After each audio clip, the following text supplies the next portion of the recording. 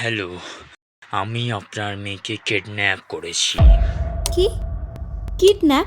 কাল সকাল 10টার মধ্যে আমার ব্যাংক অ্যাকাউন্টে 10 লাখ টাকা না ঢোকে তাহলে আপনার মেয়ে গলাটা কেটে গলাটা গঙ্গার এপারে ফেলবো আর ধরটা গঙ্গার ওপারে। আমার একটাই মেয়ে, ওকে কিছু করো না প্লিজ।